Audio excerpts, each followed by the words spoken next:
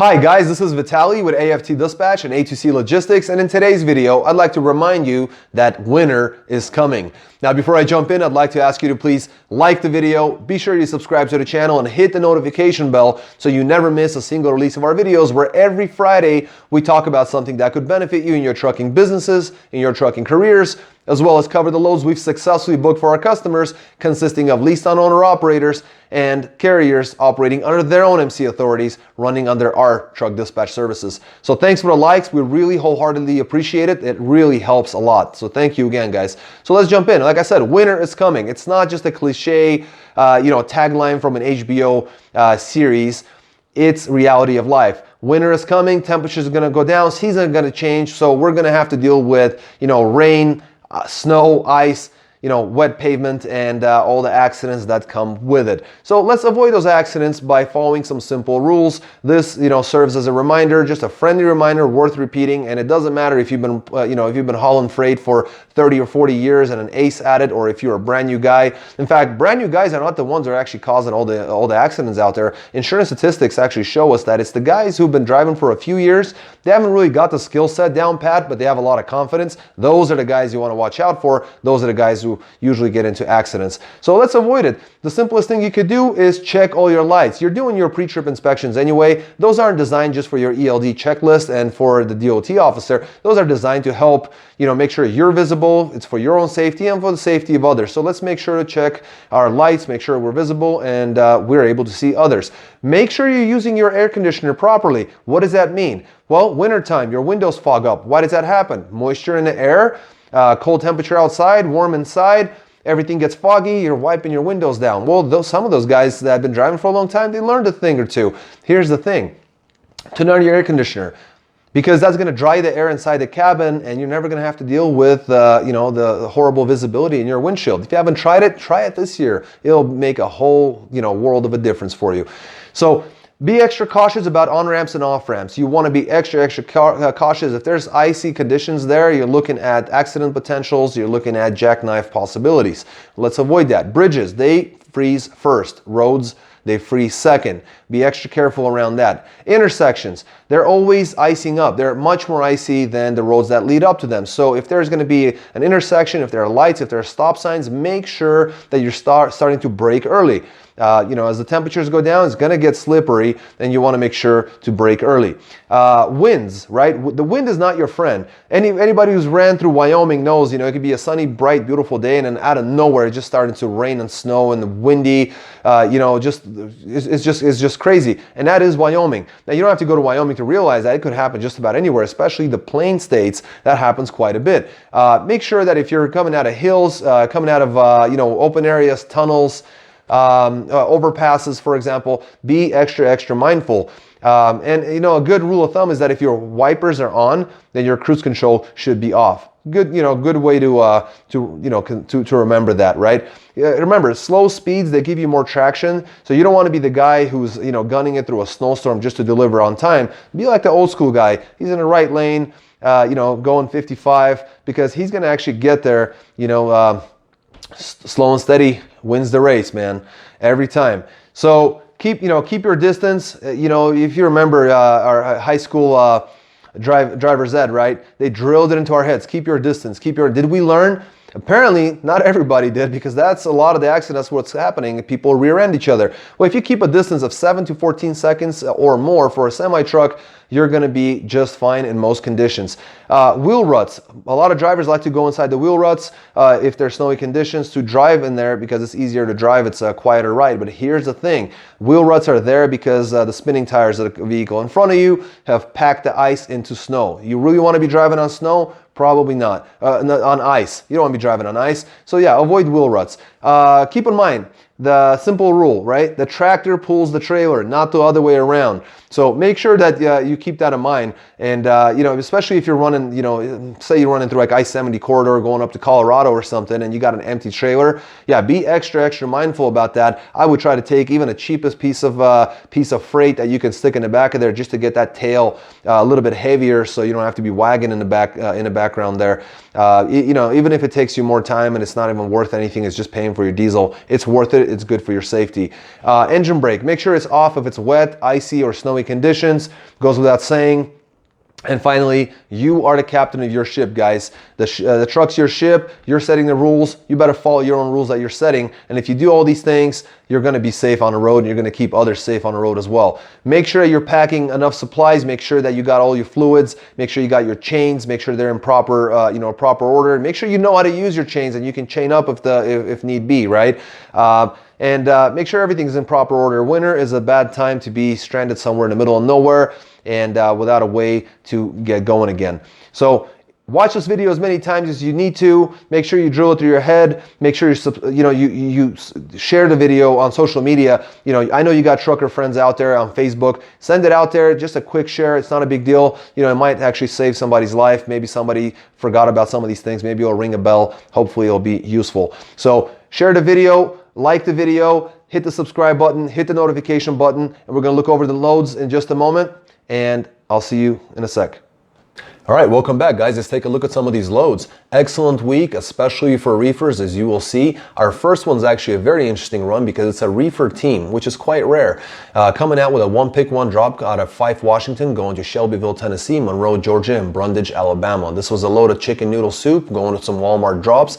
2,928 miles, booked at $9,300 on a single run, $318 per mile average. These guys picked it up on Tuesday, delivered on Saturday morning, all done. Excellent rate for a team, excellent average run, excellent miles. They did a single run and called it a week. Next, we have some dry van freight coming out of Clearwater, Minnesota, going to Schoenberg, Texas. This was 1,262 miles, booked at $2,550, which got them $202 per mile. It was 26,000 pounds of plastic articles. Then he took a load out of Rosenberg, Texas to Southgate, Michigan. 1,321 miles, booked at $3,350, which got him $254 per mile. This was a load of chips, 20,000 pounds, very light load. Unfortunately, it took 5 hours to get the trailer loaded, but he still ended up making good money. And then they took a load out of Bellevue, Ohio, going to Zeeland, Michigan, which was a short run at 261 miles. The load was really light at 12,000 pounds of freight of all kinds. $850 booked at $326 per mile average. That's basically a week of running with a 34-hour reset included. At $6,750 gross. Ran 2,844 miles at an average of $237 per mile in this dry van. Next, we have another dry van coming out of Sidney, Nebraska, going to Moxie, Washington. 1,176 miles. It was 41,000 pounds of consumer goods, booked at $3,200, which is $272 per mile. Then he took a load out of Wenatchee, Washington, going to Plankington, South Dakota. 1,274 miles, booked at also $3,200. A light load at 18,000 pounds of packaging materials. 1,274 miles, booked at $3,200. That's $251 per mile. Then he took a load out of Kimball, South Dakota, going to Greeley, Colorado. Short run at 505 miles, 43,000 pounds of honey. In his dry van, booked at $2,000, which got him $396 per mile. All in all, this driver ran Friday to Friday, ended up grossing $8,400, ran 2,955 miles at an average of $284 per mile loaded and $279 per mile with Deadhead. So barely any Deadhead at all. That's 5 cents difference in all the miles he ran. So stayed in the western part of the country, made excellent money, went home. Then we have another dry van coming out with some general merchandise at 34,000 pounds, coming out of Chicago, going to Batavia, New York. That's 568 miles, booked at $3,200, which got him $563 per mile. Then they took a load out of Caledonia, New York, going with a one pick, two dropper to Totowa, New Jersey, and Wayne, New Jersey. That's 40,000 pounds of just pallets. 322 miles, booked at $2,000, which is $621 per mile. And then they took a load out of Saddlebrook, New Jersey, and took it to Ardmore, Oklahoma. A load of empty cans, very light at 10,000 pounds. That's 1,561 miles, booked at $2,800, which got them $1.79. Ended up averaging $8,000. 2,451 miles ran at an average of $326 per mile with an 34-hour reset included. Made $315 per mile on total miles, but here's the thing. We had to get him home to get him married. He was preparing for his wedding, so he made it. Congratulations. Now we have another load coming out of Edison, New Jersey. This is a vented van. This guy did an excellent job. Vented van, one pick, four dropper. Edison, New Jersey, going to Hudson, Wisconsin, Eagan, Minnesota, Bloomington, Minnesota, and Findlay, Minnesota. It was a very nice run, East Coast to Midwest. 3 of the drops were done on a Sunday. The 4th drop was done on a Monday morning. So 2 days of running on that one. 35,000 pound load of dry food. It's 1,226 miles booked at $3,200, which in 2 days ended up getting them $3,200 and $261 per mile. Then he took a load out of Mound, Minnesota, and took it to East Jordan, Michigan. This was 30,000 pounds of palletized plastics, 607 miles booked at $2,000, which got him $329 per mile. Then right out of East Jordan, they took a load to Winchester, Kentucky, which was 42,000 pounds of canned food, 591 miles booked at $2,100. That's $355 per mile. Then I took a load out of Evansville, Indiana, going to Jefferson, Georgia. 444 miles booked at $1,900, which is $428 per mile. 43.5 on the weight. It was a load of flour, so a little bit on the heavier side, but $428 per mile.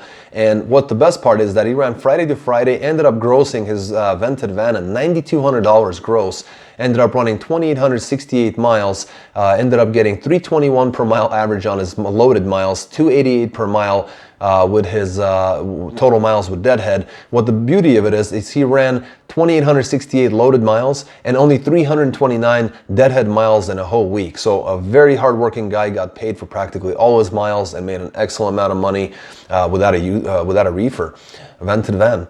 Then we have a reefer coming out of Richmond, Utah, going to Middleton, Pennsylvania. This was ice cream load, -20. It was 40,000 pounds, 2,074 miles booked at $5,900, which got him $284 per mile. Then we have some more reefers coming out of Aurora, Illinois, going to Windsor, Wisconsin. 38,000 pounds of freight of all kinds at 65 degrees. As a short run at 142 miles, but that was booked at $1,550. That rate is $10.92 per mile. Almost $11 a mile, guys. Then we took a load out of Darien, Wisconsin, going to Auburn, Indiana. 277 miles. Booked at $2,000, which is $722 per mile. That's 10 degrees. It was a load of food at 43,100 pounds. And then they took a load out of New Carlisle, Indiana, going to Hopkins, Minnesota. 497 miles. It was a dry load of coil and tubing at 44,000 pounds. Booked at $1,350, that's $272 per mile. Then they took a load out of Rochester, Minnesota, going to Delaware, Ohio. One pick, one drop, grocery products, 38,000 pounds, 38 degrees, 662 miles, booked at $3,000, which got them $453 per mile. And then they took a load out of Columbus, Ohio, going to Springfield, Missouri. It was 630 miles for a load of food, 40,000 pounds, 38 degrees, 630 miles, booked at $2,300, which got him $365 per mile. Now wait till you hear this. All in all, this reefer ran Monday to Monday, so a week. Ended up grossing $10,200 for the week. That's $462 per mile loaded. And the best part is this is fantastic, basically gross. 10 grand, over $10,000 for a week of running with a huge average and a decent amount of miles, at 2,200 miles for the week. You know, it wasn't in the 3,000s, didn't have to, kill himself over it, and made excellent amount of money, and obviously saved money on the fuel. And the temperatures were all fairly decent, especially with the dry freight, didn't have to run the reefer on there. So excellent money there. Finally, we're going to look at St. Louis, Missouri, going to Beloit, Kansas. 461 miles. It was a 45.5 on the load of beer. And booked at $2,200, which got him $477 per mile. Then it took a load out of Lyons, Kansas to New Hampton, Iowa. This was 582 miles, booked at $1,900, which got him $326 per mile. It was a load of salt at 44,000 pounds. All in all, they ran for 2 days only, ended up grossing $4,100 in those 2 days, which got him $393 per mile loaded and $364 per mile with Deadhead included. Excellent rates, especially for a dry van. And 2 days, $4,100, only ran 1,043 miles. Look, if you want to make this kind of money, whether you have a van, vented van, teams, solos, reefers, whatever you got, bring it over. We know what we're doing. Whether you got your own MC authority, Whether you're looking to lease on it as an owner operator, we take care of both types of clients and we do a fantastic job. If you want to get more details, they're all in the description box below. Our contact information is there. You can call us at 801-448-6363. You can also send us a text there. You can also go to our website at aftdispatch.com. There's a little chat box. You can leave us your phone number, name, and email address, and we'll get back to you within 1 business day or earlier. Until next week, guys, stay healthy, be wealthy. Take care.